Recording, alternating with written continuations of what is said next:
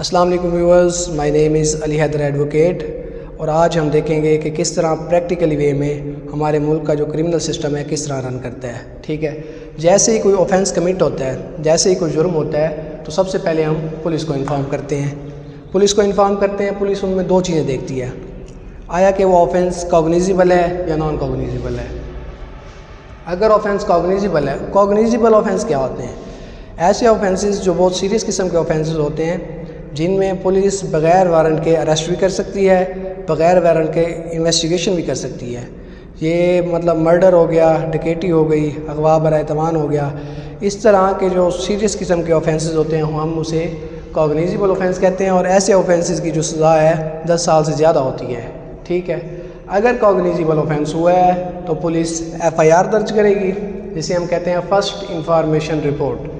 अच्छा, FIR दर्ज करने के बाद पुलिस उसे इन्वेस्टिगेट करेगी। इन्वेस्टिगेशन में क्या कुछ होगा? कलेक्शन ऑफ एविडेंस कलेक्ट किए जाएंगे, स्टेटमेंट ऑफ विटनेसेस, गवाहान जो है उनकी स्टेटमेंट्स ली जाएंगी, investigation of accused, interrogation of accuse की जो है ना, इस एक्यूज़ को पकड़ा जाएगा और उससे सवाल जवाब होंगे। ठीक है, जैसे ही इन्वेस्टिगेशन कंप्लीट होती है, मीन टू से ये सारा का सारा जो प्रोसेस है ये तफ्तीश होगी, आया कि ये ऑफेंस कमिट हुआ भी है या नहीं हुआ।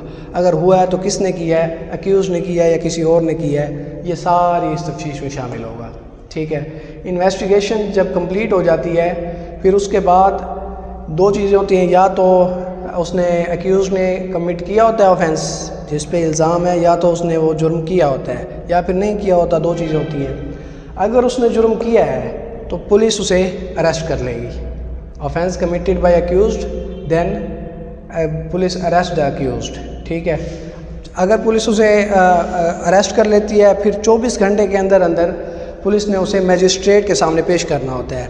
ठीक है, मजिस्ट्रेट फिर उसे जो है ना चाहे कि वापस पुलिस के पास भेज दे ताकि वो दोबारा एक पुलिस रिमांड हो जाए, अगर चाहे तो दोबारा जुडिशल रिमांड हो जाए। ठीक है, वो मजिस्ट्रेट की मर्ज़ी है। उसके बाद जी चार्जशीट फ़ाइल होगी मजिस्ट्रेट के पास। चार्जशीट में वो सारा का सारा जो प्रोसेस, जो सब तफ्तीश हुई है और जैसे जुर्म हुआ है, जो उन्होंने पता लगाया अब तक, वो चार्जशीट फ़ाइल करेंगे।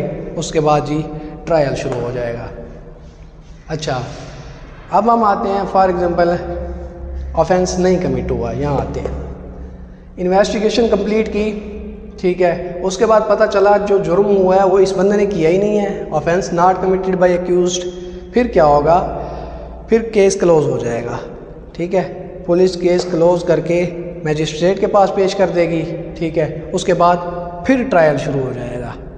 अच्छा, यहाँ आ जाएं फिर, अगर नॉन कॉग्निजिबल ऑफेंस है, जब पुलिस को इन्फॉर्म किया गया, पुलिस ने देखा ये ऑफेंस कॉग्निजिबल है या नॉन कॉग्निजिबल है। अगर नॉन कॉग्निजिबल है तो फिर क्या होगा? नॉन कॉग्निजिबल ऑफेंस वो होते हैं जो लेस सीरियस होते हैं। लेस सीरियस मतलब डिफेमेशन हो गया, जैसे हत्या की इज़्ज़त है, और जैसे कि फॉर्जरी हो गई, धोखा हो गया, या जैसा कि नाप तोल में कमी हो गई। इस तरह के नॉन सीरियस के जो वो है ना ऑफेंसेस, तो उनको नॉन कॉग्निजिबल ऑफेंस कहा जाता है। ऐसे जराइम की सज़ा जो है 3 साल से कम होती है। इसमें पुलिस बग़ैर वारंट के ना ही अरेस्ट कर सकती है और ना ही इन्वेस्टिगेट कर सकती है। ठीक है, ये होते हैं नॉन कॉग्निजिबल ऑफेंस। अगर वो जो ऑफेंस हुआ है वो नॉन कॉग्निजिबल है, पुलिस NC रिपोर्ट बना देगी। वो रिपोर्ट क्या है? नॉट सो सीरियस, पुलिस का नॉट अरेस्ट, पुलिस का नॉट इन्वेस्टिगेशन, सिर्फ रिपोर्ट दर्ज हो गई है। ठीक है, ये फिर डायरेक्टली आ जाती है कंप्लेंट में।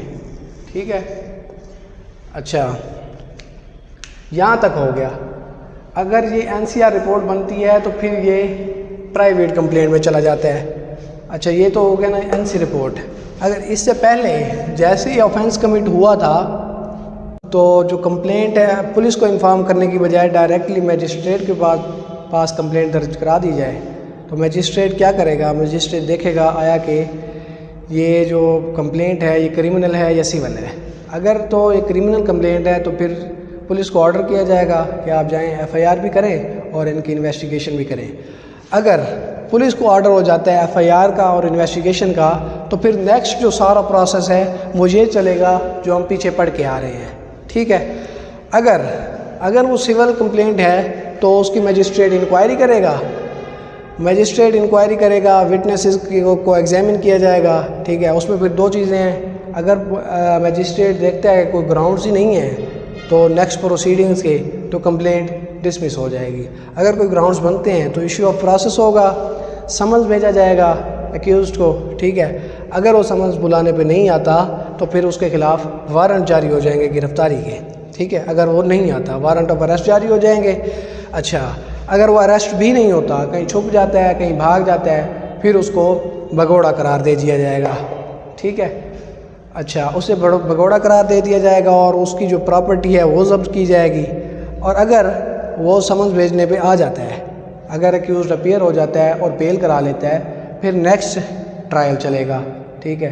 ये था एक ओवरव्यू हमारे क्रिमिनल सिस्टम का हमारे मुल्क में जो रन कर रहा है, ठीक है। नेक्स्ट वीडियो मैं बनाऊंगा, उसमें जी हम ट्रायल की एग्ज़ाम देखेंगे और नेक्स्ट फर्दर जो इसकी काइंड्स वगैरह हैं वो सब देखेंगे। हमारे साथ रहिएगा। अल्लाह हाफिज़।